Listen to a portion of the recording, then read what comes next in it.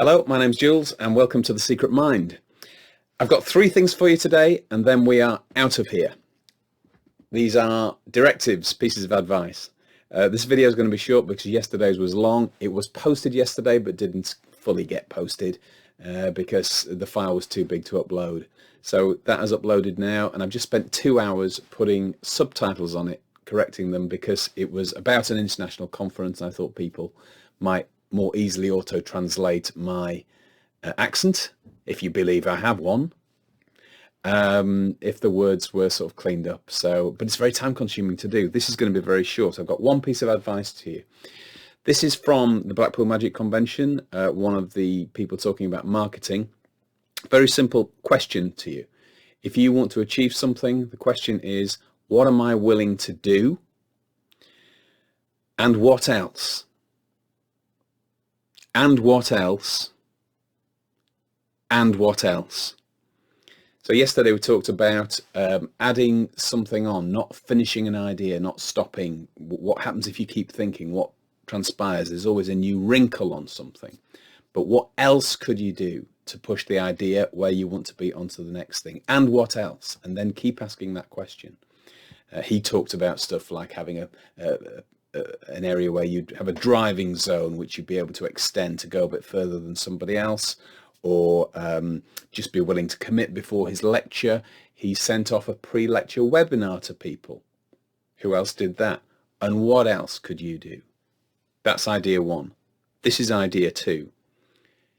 Make notes. I know. Hear me out. Have you ever been in a lecture or a presentation where somebody has said to you, put your pens down. I just need you to listen. There's no need to make notes here. Be very wary of those people, right? Because they have made a dreadful assumption about you, which is that you are making notes on what they say. The arrogance of it.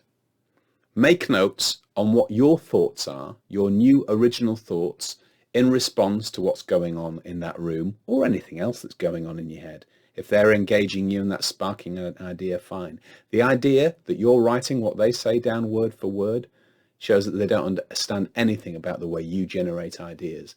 Make notes, but they're not notes of a lecture to hand on to somebody like it's a photostat, as we used to call them. They're notes on your thoughts that you can develop. That's why you should always make notes, but really call out the people who say, put your pens down, you can't make notes, you just need to listen.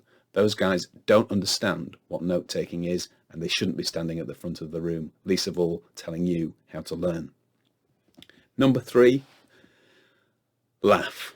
I know, bear with me, but laughter can be in short supply. Genuine laughter, can't it? Sometimes. Didn't we used to tell each other jokes?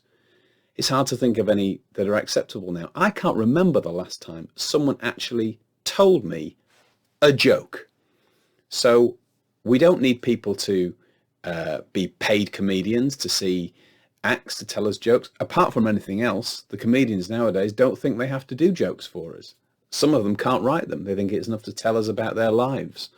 And eventually, if they talk about it and drone on it for 20 minutes or so, something amusing may turn up. That's not the same as jokes, really. It's not concentrated enough. If you're paying for a professional, you should get something a little bit more concentrated than that. But find the funny in you. Now, if you were to combine points 2 and 3, you could make something, and if you're to make, say, a note of your day, people keep a diary. Why not keep a laughter diary? A diary of when you've laughed that day. It's as good as anything else. You don't need to record every event of every day. You're not making a retrospective calendar of when you went to the dentist or whatever, but every time you laugh that day. So I just thought, has anybody ever done that? Turns out they have. And actually, I don't know if I can quickly put this on. Can I do it? Yes. So I just Googled this quickly, and there was, in fact, a keep a laughter journal. Here's how it changed my life. How many times do you laugh a day? But keeping a laughter diary helped this lady see herself in a whole new light. So find an excuse to, whether you do that or don't do it, but find an excuse to laugh. There's few enough of them around. And I went to pick up some chairs for a friend today. I know. Good Samaritan. You're too kind. And the streets there were named all after detectives on British TV shows. There was Bergerac Drive, Wycliffe Close, Linley Way. There was an Inspector Linley.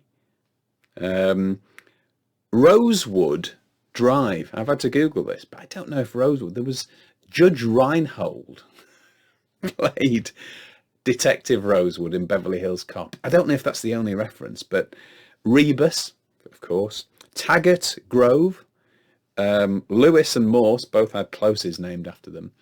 And I wanted to be cynical about it, but I thought, actually, that's pretty funny, isn't it? If all your streets around you are based around detectives, it creates already a community, a murderous community, of course. But it's a funny thing to do, and my cynicism soon peeled away. I'm telling you about that. It's just look for the funny in life. They are my 3 things for today. I'm out of here. See you tomorrow.